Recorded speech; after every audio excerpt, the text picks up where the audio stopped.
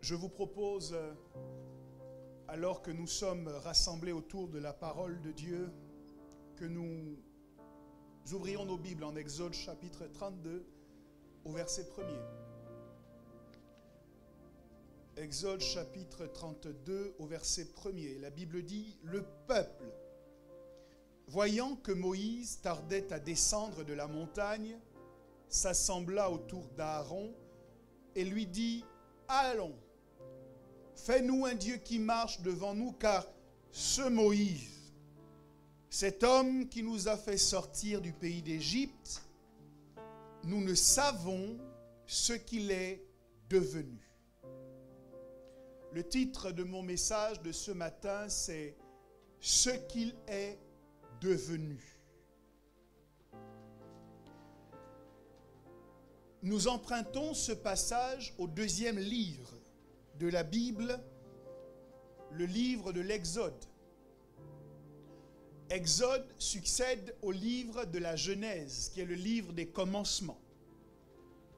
En Genèse, Dieu crée les cieux, la terre et tout ce qu'il renferme. Dieu crée également l'homme qu'il place dans un jardin, en lui donnant la responsabilité de le cultiver, de le garder. Il lui donne une aide semblable et il les bénit en leur indiquant d'être féconds, de se multiplier et de remplir la terre. Mais très rapidement, dans cet environnement idéal, le diable va faire son apparition sous la forme d'un serpent qui va séduire Ève et qui finalement va conduire l'homme et la femme à se révolter contre l'instruction divine de ne pas manger le fruit défendu. C'est de cet acte-là que sont nés tous les problèmes que l'humanité connaît aujourd'hui. C'est à cause du péché qu'aujourd'hui, dans notre monde, il y a la maladie. Ce n'est pas à cause de Dieu. C'est à cause du péché qu'aujourd'hui, dans ce monde, il y a de la souffrance. Ce n'est pas à cause de Dieu. La Bible nous dit le salaire du péché, c'est la mort. Mais le don gratuit de Dieu, c'est la vie éternelle en Jésus-Christ. Chaque chose par laquelle nous passons, chaque tribulation que nous rencontrons, ne doit jamais nous conduire à rendre Dieu responsable de ce qui nous arrive, mais nous devons toujours pointer du doigt le péché. Et derrière lui, le diable qui instrumentalise le péché pour nous faire expérimenter la souffrance. Le livre de la Genèse est le livre des commencements. On y voit donc Dieu qui crée l'homme, on y voit également l'homme qui se révolte contre Dieu. À cause de cette révolte, il est chassé du jardin d'Éden. Dieu lui dit que désormais, il devra cultiver la terre, il devra manger à la sueur de son front et cette terre qu'il cultive ne lui produira que des ronces. Donc les difficultés commencent dans la vie d'Adam lorsqu'il se révolte contre Dieu et qu'il est expulsé du lieu où Dieu l'avait fait évoluer prioritairement. Des anges sont placés aux abords du jardin d'Éden pour empêcher l'homme d'y revenir et d'avoir accès à l'arbre de la vie. L'humanité est donc en difficulté à la suite de ce péché. Vous connaissez les différentes histoires que la Bible nous relate et qui se sont passées dans le livre de la Genèse et qui démontrent à suffisance que chaque fois qu'il devait faire un choix, l'homme fait le choix de se révolter contre Dieu. Vous connaissez l'histoire de Noé, où le péché a rempli la surface de la terre. Et seul Noé et sa famille vont être sauvés du déluge. L'humanité est en difficulté depuis la révolte d'Adam. cette humanité en difficulté souffre la maladie, souffre la faim, souffre le péché, souffre en vérité tous les résultats de la révolte contre Dieu, et elle semble en quelque sorte piégée.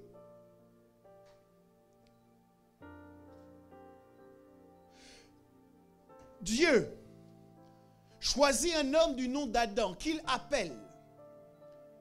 Il veut faire à travers Adam une nouvelle nation. Adam va avoir Isaac, Isaac va donner naissance à Jacob, Jacob va donner naissance à 12 fils, et tout son clan vont émigrer en Égypte pour fuir la famine. Ils sont dépositaires de la promesse de Dieu. On peut imaginer que les difficultés de l'humanité vont être brisées dans le cours de la vie de ce peuple que Dieu lui-même est en train de façonner. On peut imaginer que les Israélites ne connaîtront pas le même destin ou les mêmes souffrances que ceux qui ne connaissaient pas Dieu, parce que eux sont en alliance avec Dieu. Cependant, quand ils arrivent en Égypte, Israël va être mis en esclavage pendant 4 siècles. En alliance avec Dieu, disposant de promesses, mais tout de même limités dans leur déplacement et dans leur capacité à se déployer, parce que esclaves en Égypte. Et c'est là que le livre duquel nous avons tiré ce verset m'intéresse. Parce que le nom Exode signifie sortie. Et c'est intéressant qu'après le livre des commencements, où l'humanité, à cause de sa rébellion, a été piégée, c'est intéressant que le livre qui suit s'appelle Sortie.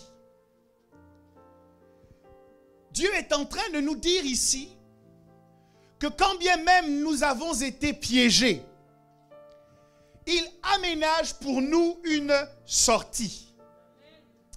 Je ne sais pas à qui je parle ce matin, mais il est possible qu'une maladie t'ait donné le sentiment d'être piégé. La bonne nouvelle, c'est que Dieu prépare une sortie. Il est possible qu'une situation dans tes finances ressemble à un piège dont tu n'arrives pas à sortir. Ma Bible me dit que Dieu trace un chemin là où tout semble fermé. Le Dieu qui était avec toi dans la Genèse, le Dieu qui a vu comment des entraves ont été posées sur toi, est le Dieu qui n'a pas dit son dernier mot. C'est le Dieu qui prépare une sortie. Quelqu'un dit sortie. Lorsque tu réalises cela, tu peux avoir de l'espoir parce que tu vas sortir des problèmes dans lesquels tu te trouves. Je dis que tu sortiras des circonstances compliquées dans lesquelles tu es. Je dis que tu sortiras du manque que tu as pu connaître, que tu sortiras des larmes que tu as pu expérimenter, parce que Dieu est également le Dieu des sorties. Israël était piégé devant la mer Rouge. Les Égyptiens étaient en train de courir derrière eux pour en finir. La mer leur barrait le passage. Mais lorsque Moïse a levé son bâton, la Bible dit que Dieu a fait souffler un vent et que les enfants d'Israël ont traversé à sec. Dis avec moi à sec. Il y a une différence entre traverser une région boueuse ou marécageuse et traverser un espace à sec. Pour quelle raison? Parce que lorsque vous traversez quelque chose de boueux, lorsque vous êtes sorti de cette situation, vous laissez des traces sur votre passage. Vous êtes sorti du manque, Mais si vous n'avez pas traversé le manque à sec, il est possible qu'une partie du manque continue à vous suivre dans votre après cela. Mais ma Bible m'enseigne que Dieu a soufflé un vent. Est-ce que je commence à prêcher à quelqu'un? Que Dieu a soufflé un vent. La Bible dit que toute la nuit, le vent a soufflé. Donc pendant que les espoirs sont en train de mourir, le vent est en train de souffler. Pendant que les gens sont découragés, le vent est en train de souffler. Pendant que les gens ne savent plus où aller, le vent est en train de souffler. Ma Bible dit que les enfants d'Israël ont commencé à traverser à sec. Et la particularité du fait de traverser à sec, c'est que lorsque vous traversez à sec, il n'y a plus de traces dans votre après cela. Je dis qu'il n'y a plus de traces dans votre après cela. Je dis qu'il n'y aura plus de traces de ce par quoi tu es passé dans ton après cela. Je croyais que je parlais à quelqu'un. Je dis qu'il n'y aura plus de traces de la maladie dans ton après cela. Il n'y aura plus de traces des lamentations dans ton après cela. Le célibat sera un lointain souvenir. Il n'y aura plus de traces dans ton après cela. Je dis le chômage ou la difficulté à trouver un emploi n'aura plus de traces dans la vie que tu expérimenteras dans ton après cela. Traverser à sec.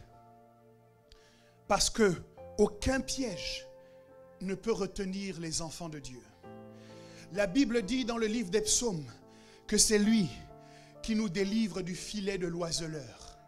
Quand bien même nous avons l'air d'être piégés, quand bien même nous avons l'air d'être confinés, quand bien même nous avons l'air d'être comprimés, Dieu est en train de préparer un déconfinement.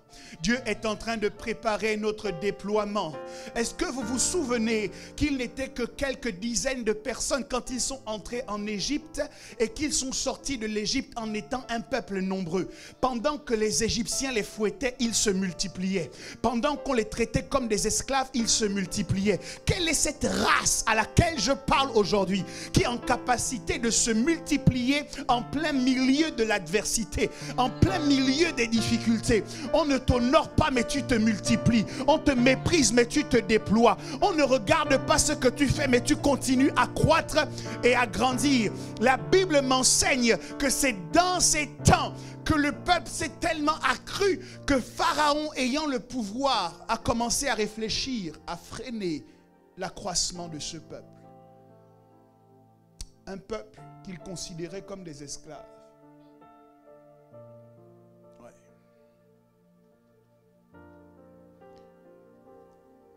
Le livre de l'Exode nous raconte donc la sortie des enfants d'Israël de l'Égypte et leur pérégrination jusqu'à Canaan.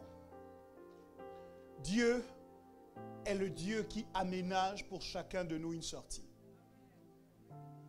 Est-ce que tu peux regarder ton voisin de ma part et lui dire tu vas t'en sortir? Oh, regarde un autre voisin, dis-lui tu vas t'en sortir. Je ne connais pas la profondeur de ta situation, je ne connais pas la difficulté de ce par quoi tu passes, mais je suis convaincu que tu vas t'en sortir parce que Dieu est spécialiste dans la capacité à faire sortir les gens de situations inextricables. Pierre était en prison. Avez-vous déjà imaginé ce type de prison où les gardiens dorment avec le prisonnier?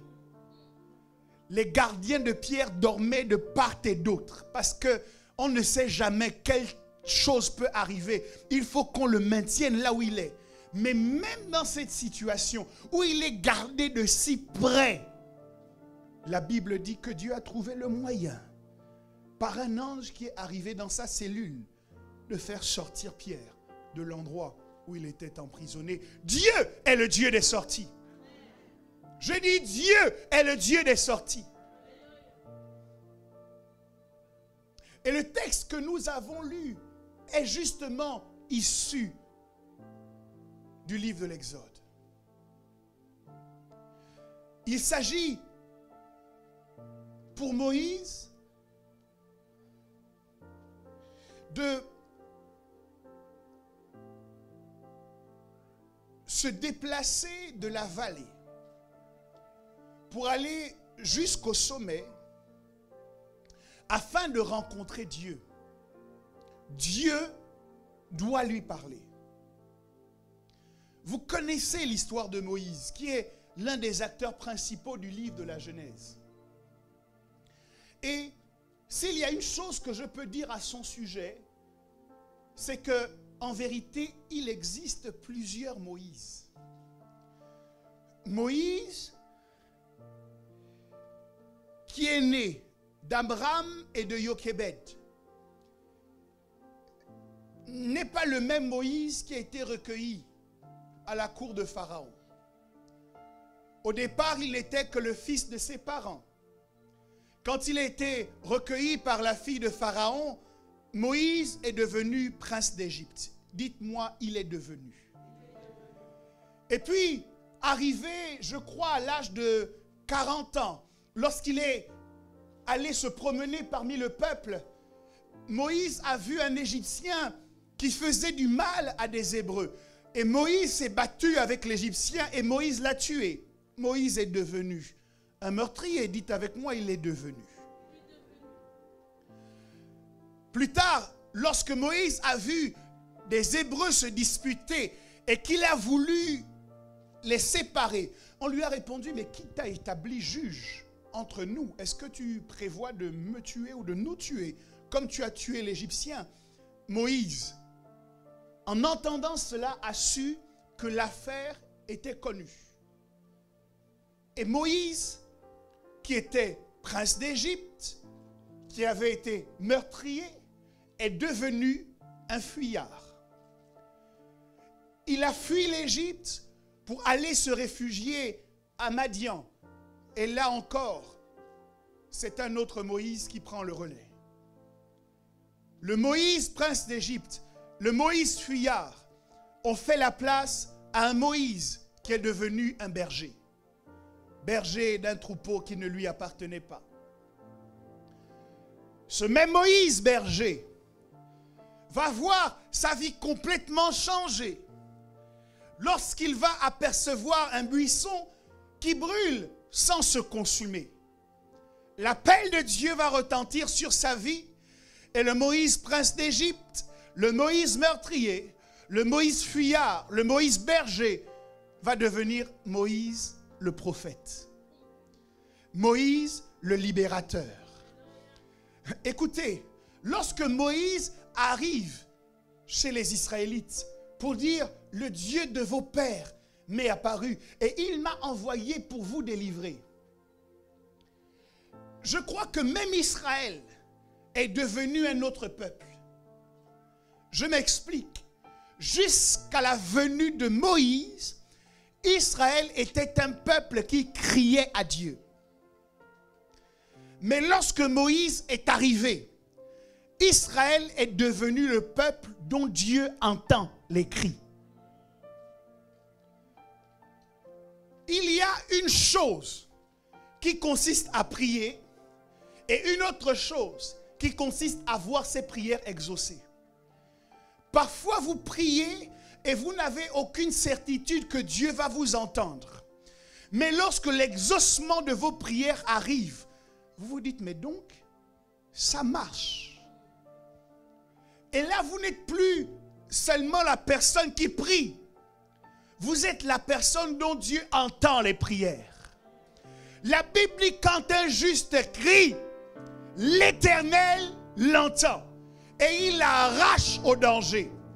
Si tu n'étais pas au courant, je viens t'informer que tu n'es pas seulement un chrétien qui crie, tu n'es pas seulement un chrétien qui prie, mais tu es un chrétien dont Dieu entend les prières. Tu es quelqu'un dont Dieu entend les cris et l'exaucement à tes prières est sur le point de se manifester. Ça arrive dans la vie de celui qui me donne un bon amen dans cette maison. Je suis en train de te voir passer de la dimension de celui qui pleure à celui qui voit que ses pleurs sont efficaces.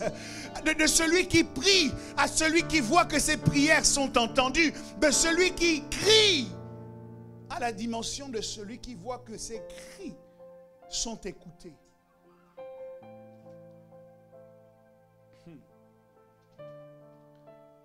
Moïse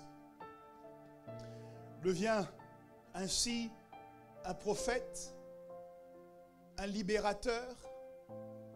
D'ailleurs, il dira aux Juifs que l'Éternel vous suscitera un prophète comme moi et vous l'écouterez. Et les Juifs considèrent que lorsque Moïse parle ainsi, il annonce la venue du Messie.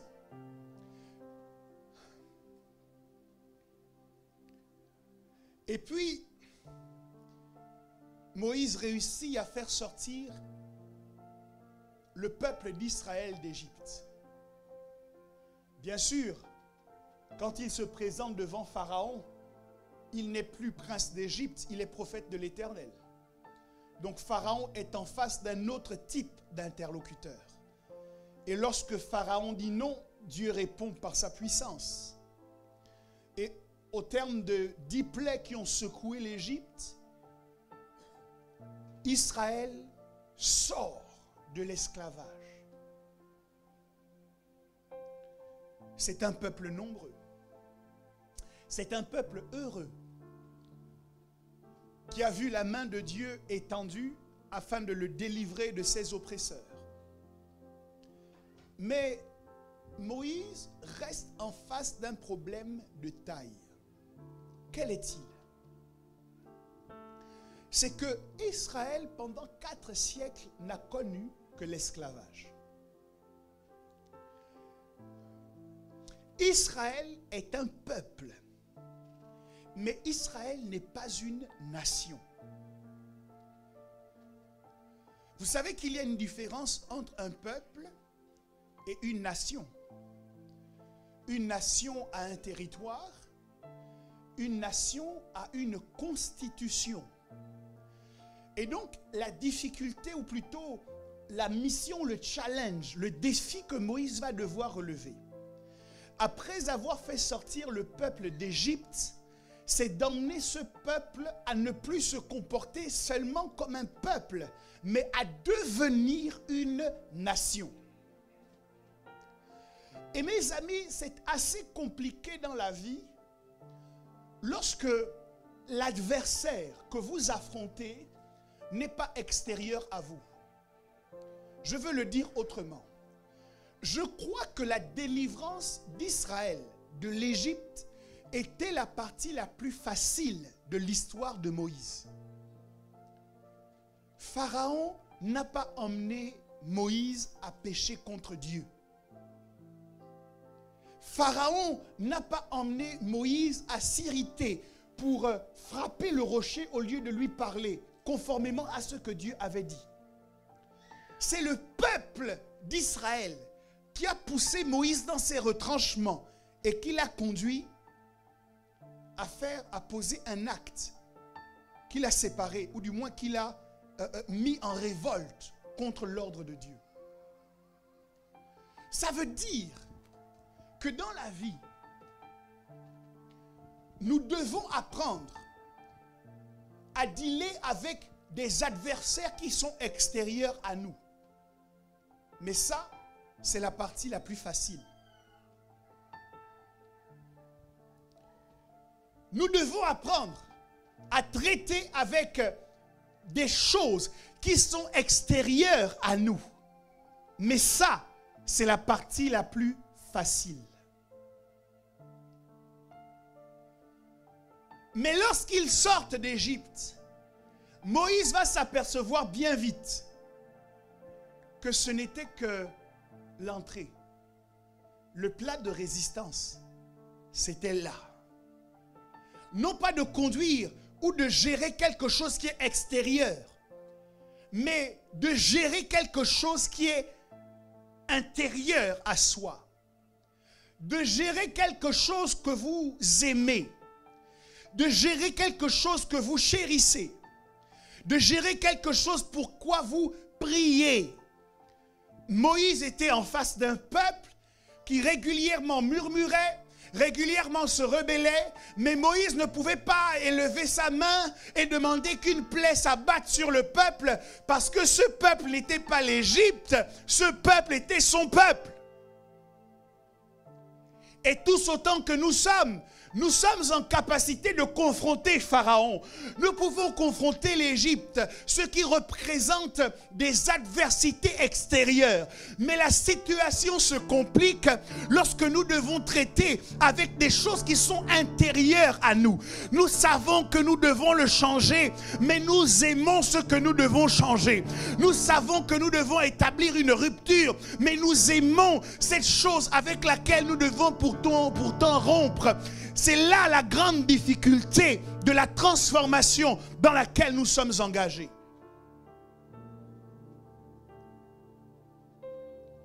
Moïse avait certainement de la sagesse issue de l'Égypte.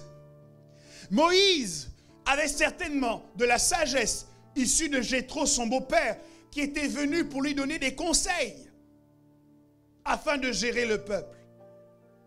Peut-être que son expérience de berger l'aidait également dans cette tâche. Mais toutes les sagesses auxquelles Moïse avait eu accès ne pouvaient pas lui permettre de transformer ce peuple en une nation. C'est pour cette raison que Moïse, à l'invitation de Dieu, va aller sur la montagne. Parce que ce qui fonde une nation, c'est sa constitution.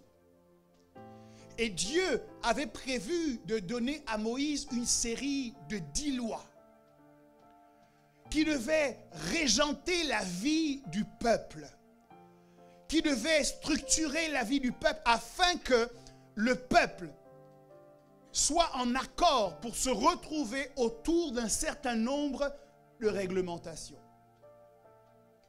Moïse va donc aller sur la montagne.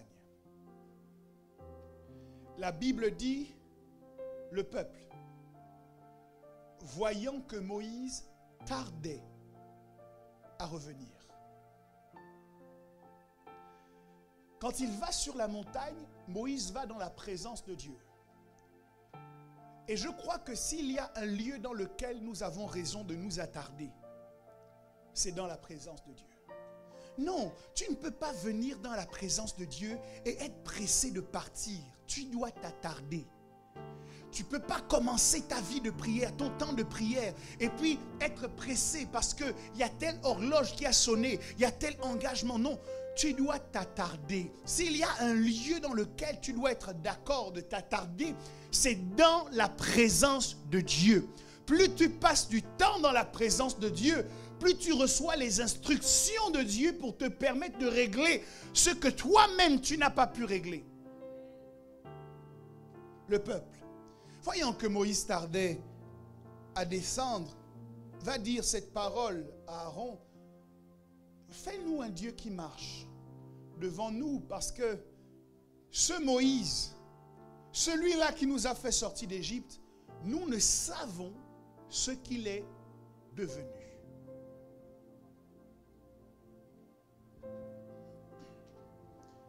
Moïse était jusque-là certainement un professionnel de l'art de devenir. À chaque étape de sa vie, il est devenu quelqu'un d'autre. Mais il arrive à un épisode où les gens ne savent pas ce qu'il est devenu.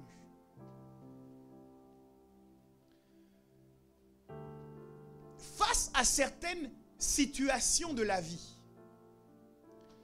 ce qui nous donne de l'espoir, c'est notre capacité de devenir. Je vais le dire autrement. Il y a une chose que les anges de Dieu nous envient. Ce pouvoir est, à n'en point douter, l'un des pouvoirs les plus puissants que Dieu ait mis dans les mains de l'homme.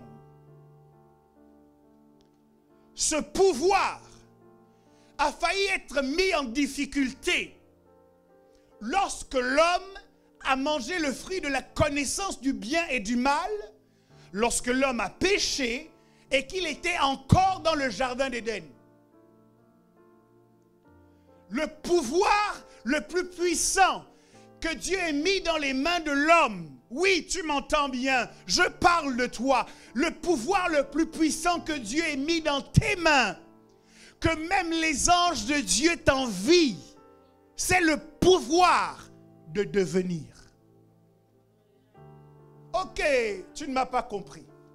Pour quelle raison, après avoir maudit l'homme, après avoir maudit la femme, après avoir maudit la terre, après avoir maudit le serpent, Dieu ne s'arrête pas?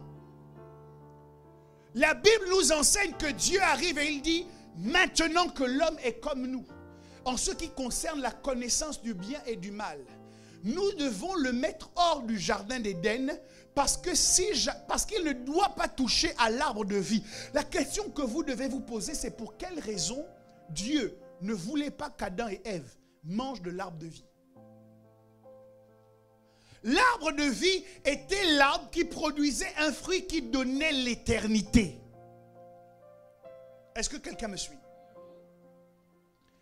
Si jamais Adam et Ève avaient mangé de cet arbre dans un état de péché, ils auraient été pécheurs pour l'éternité. C'est la différence entre toi et Satan et ses démons. C'est que Lucifer ne pourra jamais se repentir parce que Lucifer a péché dans l'éternité. Les démons ne pourront jamais se repentir parce que les démons ont péché dans l'éternité.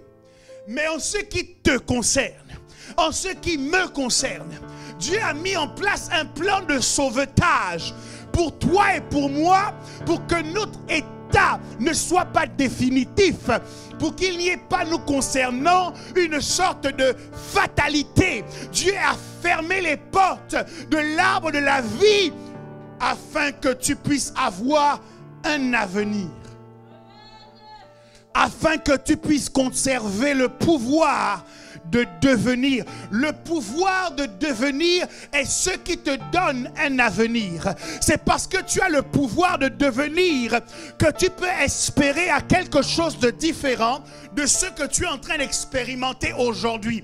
Peut-être qu'aujourd'hui, la maladie s'est attachée à ton corps, mais tu es un être humain doté du pouvoir de devenir, et ce pouvoir en toi peut te faire aspirer à une saison où la maladie ne sera plus qu'un lointain souvenir à cause du pouvoir de devenir. Maintenant, ce que vous devez savoir, c'est que le pouvoir de devenir, comment dire, a un mode de fonctionnement assez particulier. Tant que l'homme est dans une situation confortable, il ne voit pas d'intérêt de devenir autre chose que ce qu'il est. Chaque fois que Moïse est devenu autre chose, c'était à cause d'une circonstance qui l'a obligé à devenir autre chose.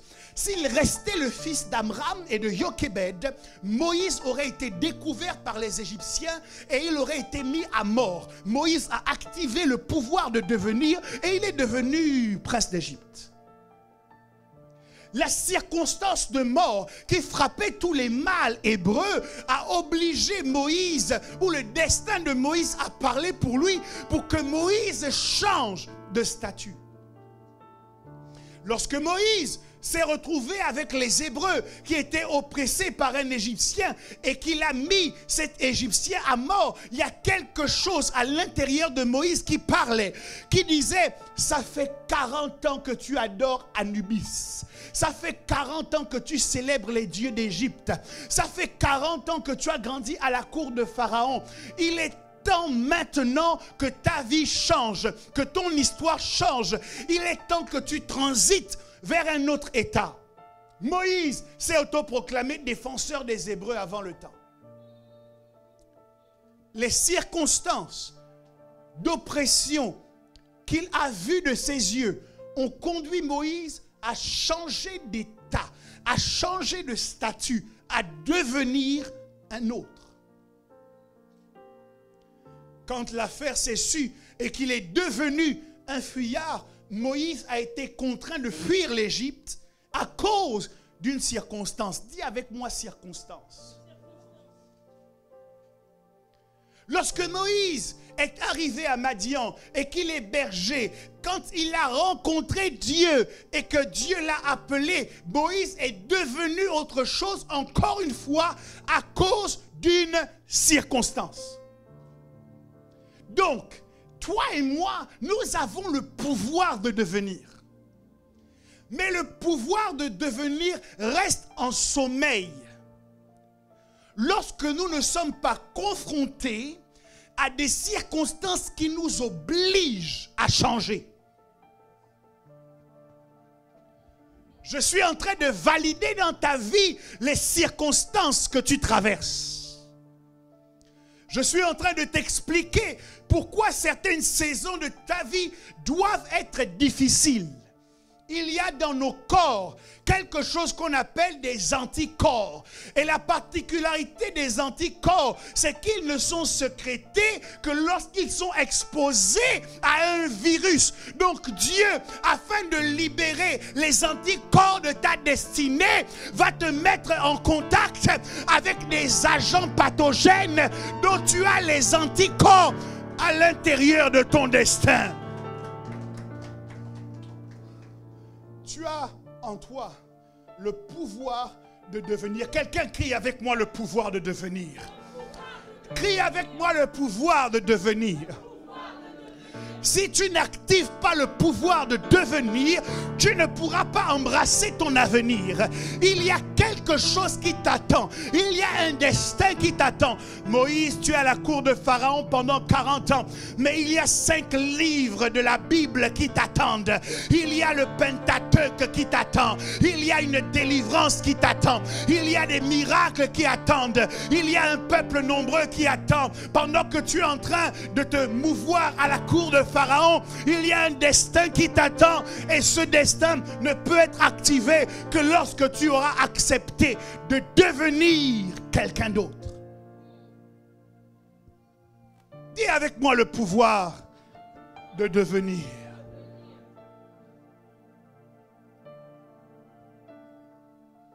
Regarde un peu ta vie et comprends ce matin qu'il y a des choses dans ta vie qui ne changeront pas tant que tu ne changeras pas. Si toi-même tu ne changes pas, il y a des choses dans ta vie qui ne pourront pas changer. Le seul moyen pour qu'elles changent, c'est que toi, tu changes. Le seul moyen pour qu'elles arrêtent de te limiter, de te bloquer, de te restreindre, c'est que toi, tu changes. Le pouvoir que les anges nous envient, c'est le pouvoir de devenir. Pour quelle raison? Parce qu'à cause du pouvoir de devenir, on ne peut pas, tu connais l'expression, vendre la peau de l'ours avant de l'avoir tué? Non, on ne peut pas vendre la peau de l'homme tant que l'homme respire. On ne peut pas déterminer une fatalité sur ta vie tant que tu respires. Pourquoi? À cause du pouvoir de devenir. Aujourd'hui, tu es dans des difficultés, mais qui sait, dans 2 ans, ce que tu seras. Aujourd'hui, tu n'arrives pas à mettre en place tes systèmes et tes business, mais qui sait, dans 3 ans, ce que tu seras. Aujourd'hui, c'est toi qui demandes de l'aide, mais qui sait, dans 4 ans, ce que tu seras. Il est possible qu'un changement arrive dans ton existence. Il est possible qu'une nouvelle histoire, est-ce que je parle à quelqu'un aujourd'hui?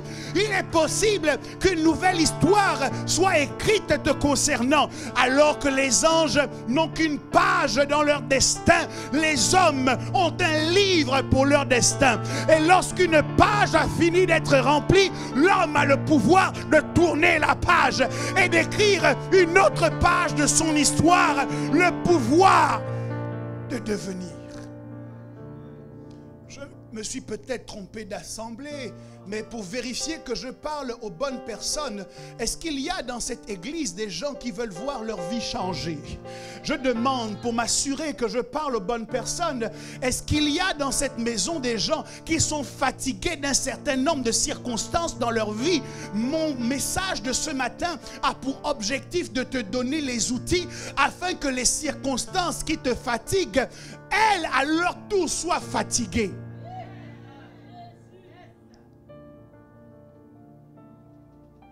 Le pouvoir de devenir.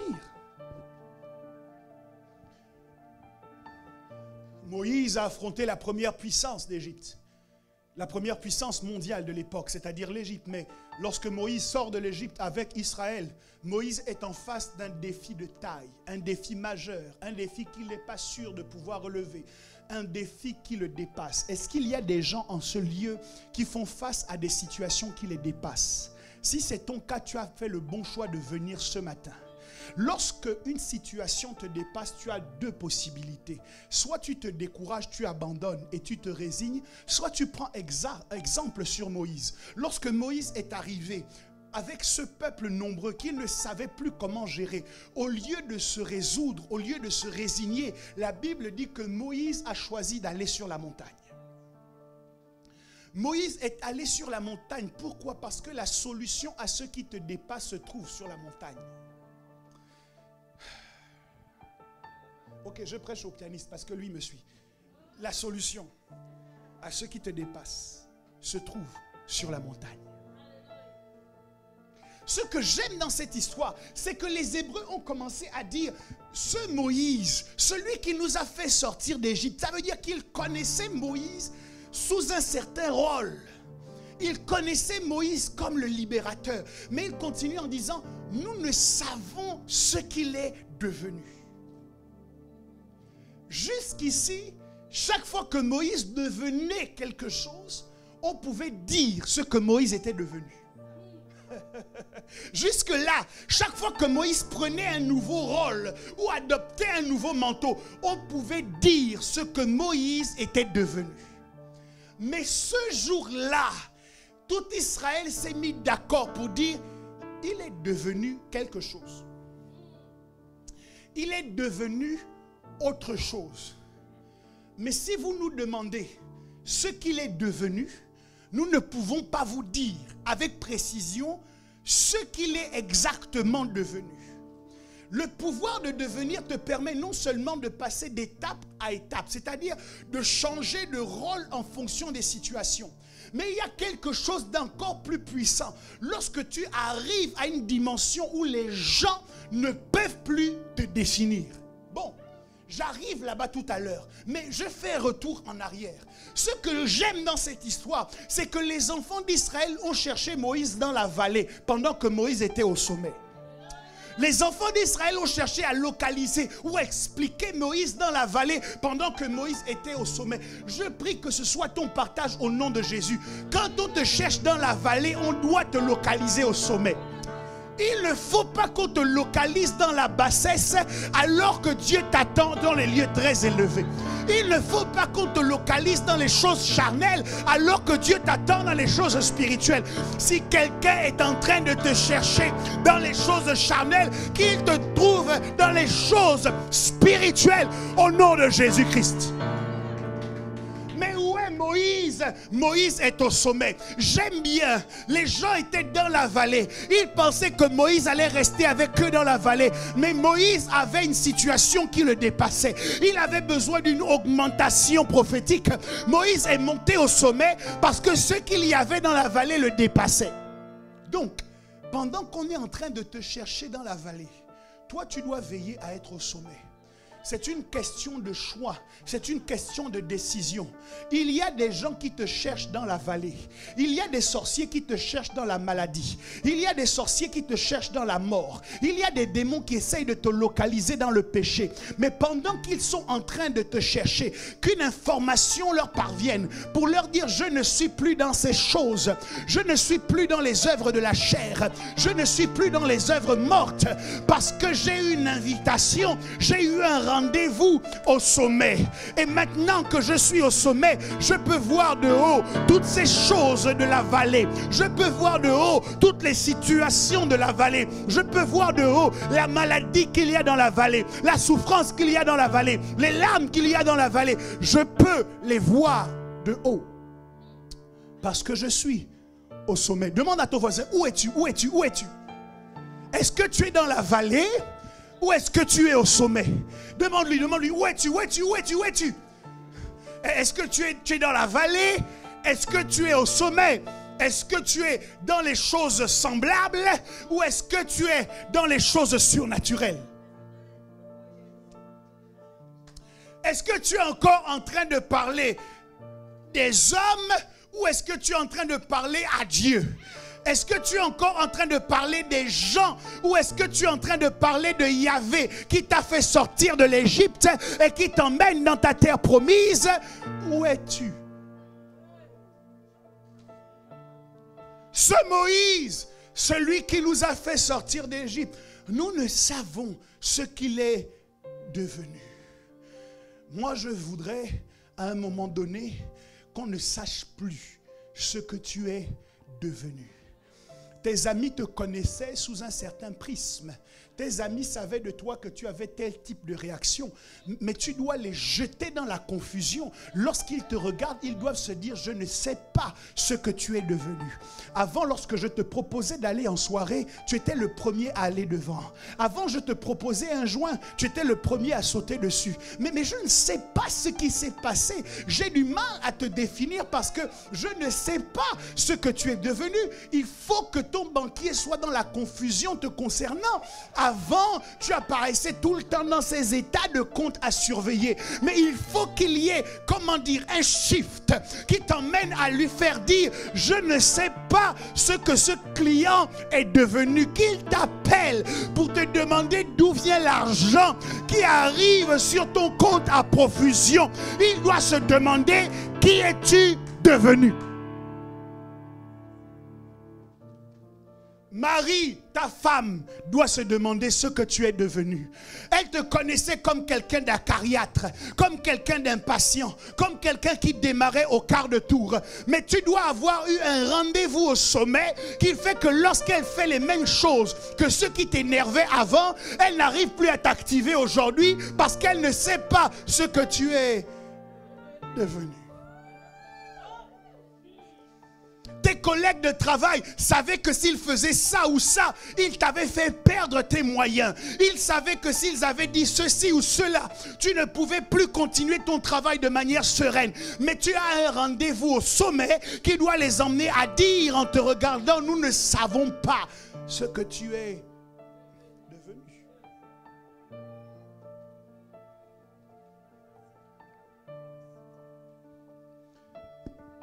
Il y a des gens, malheureusement, que l'on cherche au sommet, mais qui sont dans la vallée. Il y a des gens que l'on cherche dans des hauteurs, qui sont en fait encore dans la bassesse.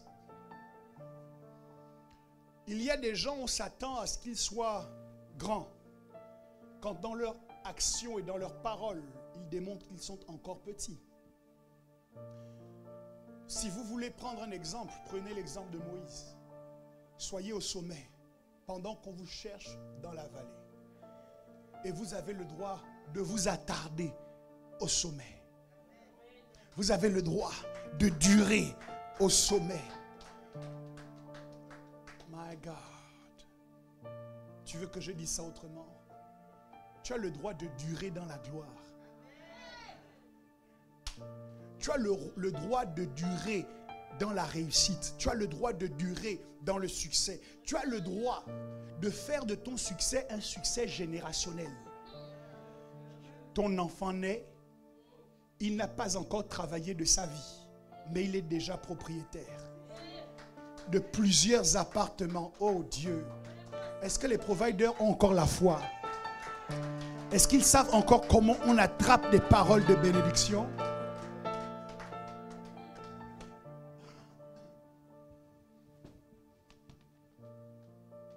Nous ne savons ce qu'il est devenu. Nous pouvions déterminer qu'il était prince d'Égypte.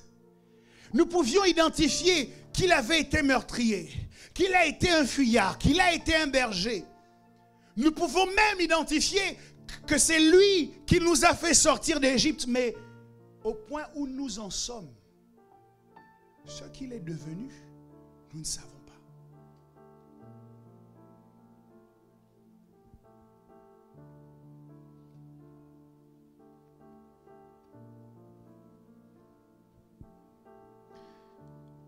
Moïse est en entretien avec Dieu.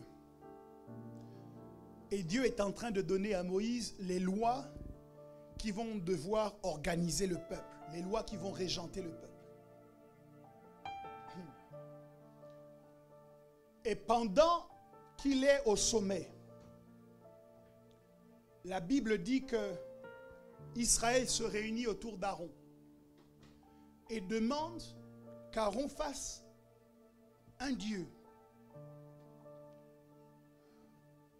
Puisque nous ne savons pas ce que Moïse est devenu. J'ai compris, mes amis, que lorsque les gens ne savent pas ce que vous êtes devenus, ils auront tendance à détourner leur regard de vous pour se concentrer sur un autre objet ou une autre personnalité qu'ils comprennent.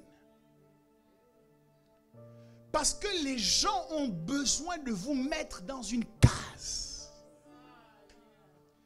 Et dès que vous sortez de la case dans laquelle ils vous avaient enfermé, ils vont chercher très rapidement quelqu'un qui peut reprendre votre place dans la même case. Certains vous abandonnent, pas parce que vous avez mal agi, mais parce que vous êtes sortis de la case dans laquelle ils voulaient que vous restiez. Ils avaient déterminé un mode de fonctionnement que vous deviez avoir. Et lorsque vous êtes sortis de ce mode de fonctionnement, ils disent, on ne va pas se casser la tête.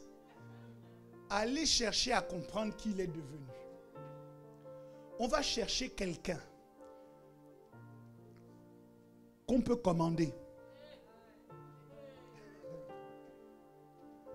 On va chercher quelqu'un qui va fonctionner exactement comme nous voulons. Et à ce quelqu'un, nous n'aurons aucune difficulté pour donner notre or, pour donner notre argent, parce que c'est ce qu'Aaron leur a demandé. Nous n'aurons aucune difficulté pour faire des dons. Pourquoi? Parce que cette personne, c'est quelqu'un que nous maîtrisons. Tu peux choisir d'aller à la suite des gens que tu maîtrises. Mais si les gens, quand les conditions de ta vie vont devenir extrêmement difficiles à gérer, tu n'auras pas besoin de quelqu'un que tu maîtrises ou de quelqu'un que tu méprises. Tu auras besoin de quelqu'un qui peut créer la surprise. Lorsque les circonstances de ta vie vont devenir difficiles, tu auras besoin de quelqu'un que tu ne maîtrises pas. La Bible dit que ceux qui sont nés de Dieu sont comme un vent. La Bible dit le vent, l'esprit souffle où il veut. On ne sait ni d'où il vient, ni où il va. Il en est de même de ceux qui sont nés de l'esprit. Donc lorsque quelqu'un est né de l'esprit, par définition, c'est quelqu'un qu'on ne peut pas attraper. C'est quelqu'un qu'on ne peut pas stopper. C'est quelqu'un qu'on ne peut pas bloquer. C'est quelqu'un qu'on ne peut pas piéger. Parce que son Dieu est le Dieu de l'exode. Son Dieu est le Dieu des sorties. Lorsque vous l'avez mis dans une case, c'est à ce moment qu'il sort. Vous savez, il y a quelque chose que j'ai découvert avec Dieu. C'est que Dieu aime jouer à cache-cache avec les hommes. Dieu, dès que vous avez identifié Dieu dans un système, et que vous considérez que Dieu doit fonctionner dans ce système, automatiquement Dieu change. Parce que vous ne devez jamais réussir à le maîtriser. Et Dieu a fait don de ce pouvoir aux hommes. Il dit, lorsque vous voyez que les circonstances autour de vous deviennent compliquées et que ces circonstances veulent vous maîtriser, vous avez le pouvoir de devenir. Le pouvoir de changer de forme. Le pouvoir de changer d'état. Le pouvoir de changer de situation. Ma Bible est remplie d'hommes et de femmes qui ont excellé dans l'art de devenir. Jusqu'à un certain âge, à ses 17 ans, Joseph n'était que le frère de ses frères. Joseph n'était que le fils de Jacob. Mais lorsqu'on l'a vendu, Joseph est devenu un esclave. Et puis lorsqu'on l'a accusé, Joseph est devenu un prisonnier. Mais son histoire ne s'est pas arrêtée là, parce que quand Pharaon a rêvé, Joseph est devenu premier ministre d'Égypte. Ce qui bloque les chrétiens aujourd'hui, c'est qu'ils ne veulent pas exercer leur pouvoir de devenir. La société dans laquelle nous sommes veut nous limiter, veut nous contraindre. Je ne pense pas qu'il soit utile pour moi ce matin de rappeler les circonstances difficiles dans lesquelles nous rendons culte aujourd'hui. Je ne crois pas qu'il soit nécessaire d'expliquer combien la crise sanitaire affecte les églises de par le monde.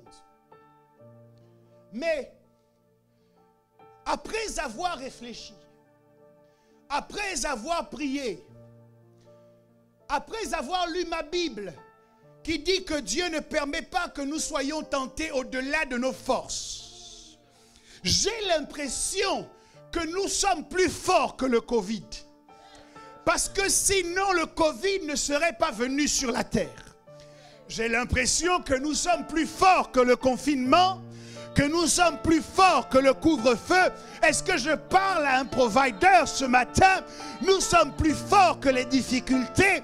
Nous sommes plus forts que les contraintes. Parce que Dieu ne permet pas que nous soyons tentés au-delà de nos forces. Mais avec la tentation, il pourvoira également aux moyens de nous en sortir. Le moyen de nous en sortir, c'est d'utiliser le pouvoir de devenir. Mais à tous ceux qui l'ont reçu, à ceux qui croient en son nom, elle a donné le pouvoir de devenir enfants de Dieu, lesquels sont nés non du sang, ni de la chair, ni de la volonté de l'homme, mais de Dieu. Est-ce que tu comprends que tu n'es pas né du sang, ni de la chair, ni de la volonté de l'homme? Est-ce un homme qui a pris la décision d'établir un couvre-feu? Tu n'es pas né de la volonté de l'homme. Est-ce un homme qui est dépassé par la situation sanitaire actuelle? Ok, mais toi, tu n'es pas né de la volonté d'un homme. Est-ce que ce sont des hommes qui déterminent comment vous devez vous déplacer, comment vous devez vivre, comment vous devez fonctionner? Je dis ok, que les hommes fassent ce qu'ils peuvent faire, que les hommes fassent ce qu'ils savent faire. Mais les chrétiens ne doivent pas oublier qu'ils sont nés d'un autre Père. Ils sont nés d'un Père qui n'a pas de frontières, d'un Père qui n'a pas de limitation, d'un Père qui leur donne le pouvoir de devenir.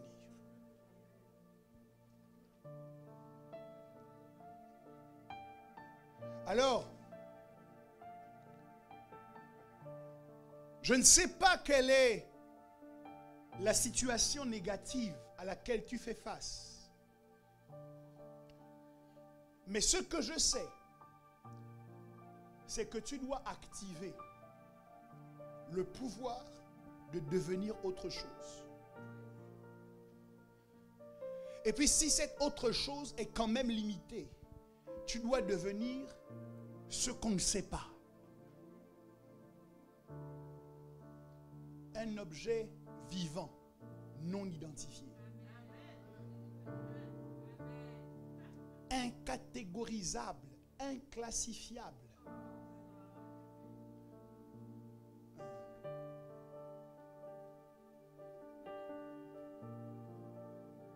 Quelqu'un dit avec moi, j'ai le pouvoir de devenir.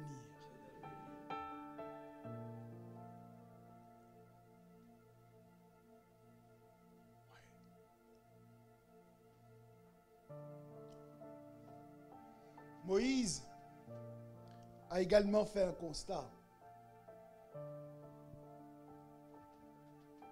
C'est que votre absence révèle des actions qui n'auraient pas été faites en votre présence. Aaron était pressenti pour être grand prêtre. Mais c'est Aaron qu'on est venu voir pour qu'il donne au peuple une idole. Il y a des choses qui se passent quand vous n'êtes pas là. Et en fait, la vraie fidélité se mesure quand vous n'êtes pas là. La vraie loyauté se mesure quand vous n'êtes pas là. Il y a des gens que vous considérez comme des proches et comme des amis. Vous devez observer comment ils fonctionnent quand vous êtes absent.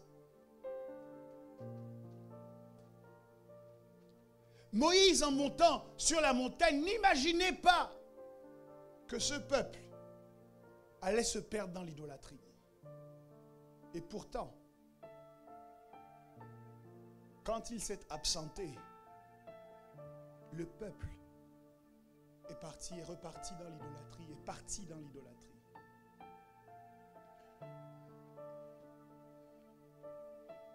Je crois que vous connaissez suffisamment l'histoire.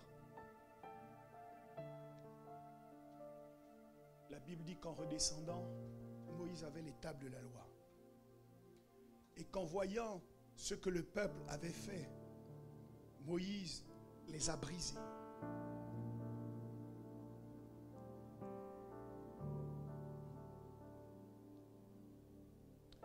Ça vaut la peine de s'attarder au sommet. Ça vaut la peine de rester longtemps dans la présence de Dieu. Et ça vaut la peine de recevoir les instructions de Dieu. Au moment où le peuple est en train de commencer à faire n'importe quoi dans la vallée, Dieu dit à Moïse, ton peuple est en train de se corrompre.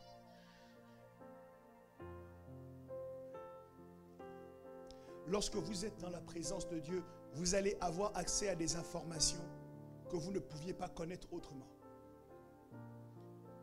Vous aurez accès à des secrets de ce qui se passe lorsque vous n'êtes pas là. À ce qui se dit par votre patron et ses associés à votre sujet quand vous êtes absent. Lorsque vous passez du temps dans la présence de Dieu, vous augmentez votre science, vous augmentez votre connaissance des choses cachées qui concernent Dieu, mais qui concernent aussi les hommes. Parce que quand vous êtes dans la présence de Dieu, Dieu peut vous parler des hommes.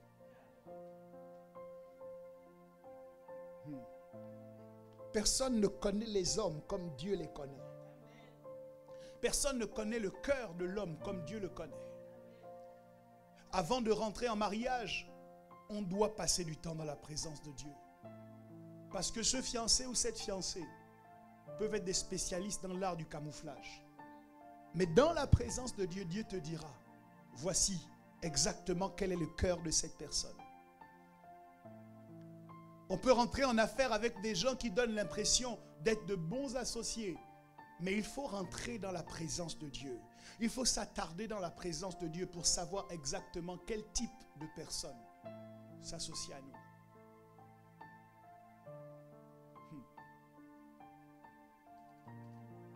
Le Moïse qui est monté, ce n'est pas le même qui est descendu. Il est descendu avec des règles. Il est descendu avec des lois. Il est descendu avec des principes qui permettaient à tout un peuple de transitionner, de changer de peuple pour devenir une nation.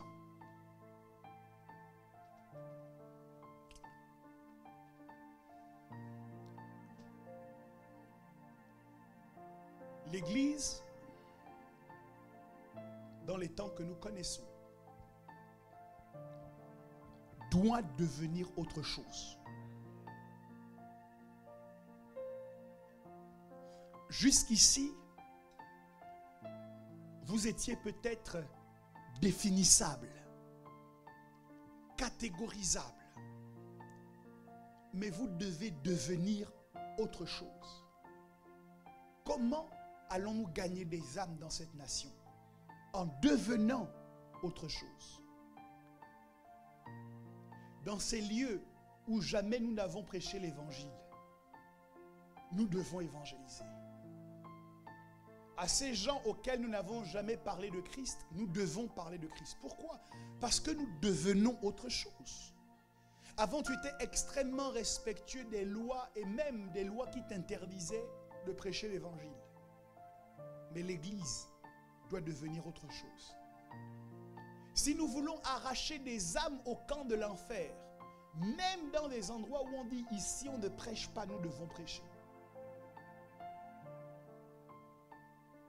Je crois, mes amis, que finalement la balle est dans notre camp. Le changement est entre nos mains. Nous devons activer notre capacité de changer.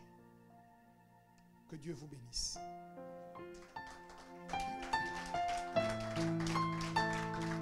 Pouvons-nous, s'il vous plaît, nous tenir debout et bénissons le nom de Jésus. Et active maintenant par la prière ton pouvoir de transformation. Ton pouvoir pour devenir autre chose, pour devenir quelqu'un d'autre. Que les limitations d'hier deviennent tombent devant la gloire de ton Dieu. Quelqu'un active avec moi son pouvoir de devenir. En élevant ta voix, deviens meilleur. Tu peux être un meilleur chrétien. Tu peux être un meilleur enfant de Dieu. Tu peux être une meilleure épouse. Tu peux être un meilleur époux. Accepte que les gens ne sachent pas ce que tu es devenu.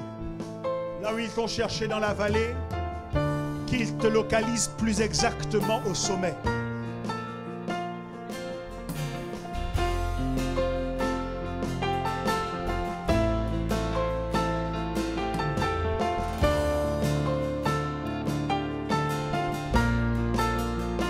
Est-ce que tu peux monter sur la montagne? La montagne de la prière.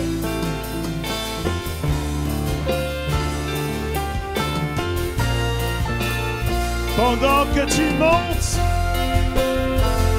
Dieu en toi monte. Pendant que tu montes,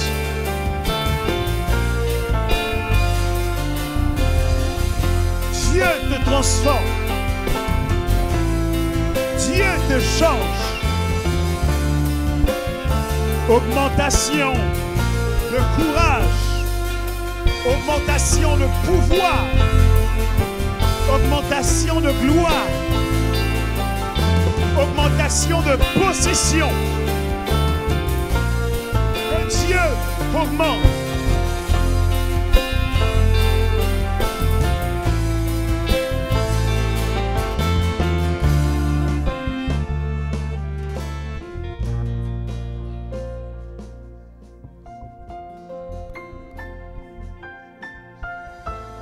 Toi-même, tu connais les circonstances difficiles qui bloquent ta vie.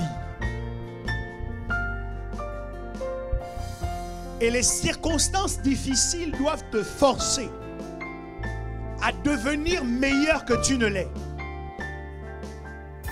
Alors embrasse cette transformation.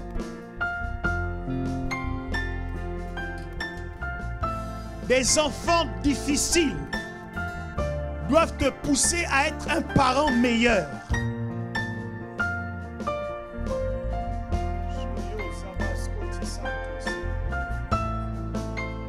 Et si ce stade ne suffit pas, deviens quelqu'un qu'on ne peut pas expliquer. Choque-les par ton amour. Choque-les par ta joie. Traumatise-les par ta bienveillance. Déplace-les par la puissance de l'amour que Dieu déploie en toi. Hey!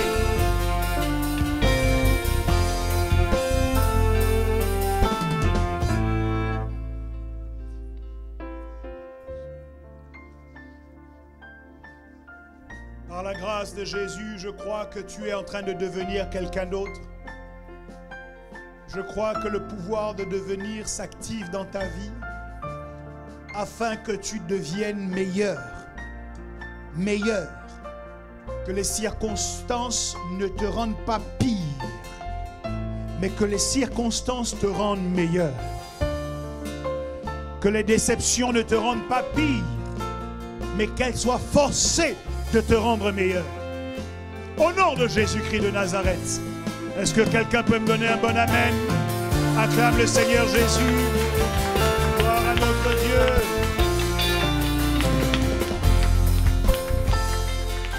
Dans cette sainte présence, apportons maintenant notre offrande de la parole.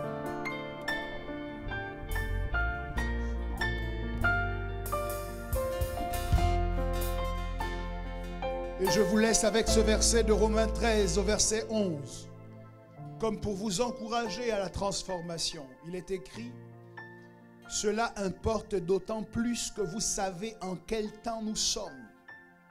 C'est l'heure de vous réveiller enfin du sommeil. Car maintenant, le salut est plus près de nous que lorsque nous avons cru. La nuit est avancée, le jour approche. Dépouillons-nous donc des œuvres des ténèbres et revêtons les armes de la lumière. Marchons honnêtement comme en plein jour, loin des excès et de l'ivrognerie, de la luxure et de l'impudicité, des querelles et des jalousies. Mais revêtez-vous du Seigneur Jésus-Christ et n'ayez pas soin de la chair pour en satisfaire les convoitises. Que Dieu bénisse sa parole, qu'il bénisse nos offrandes et qu'il bénisse notre départ.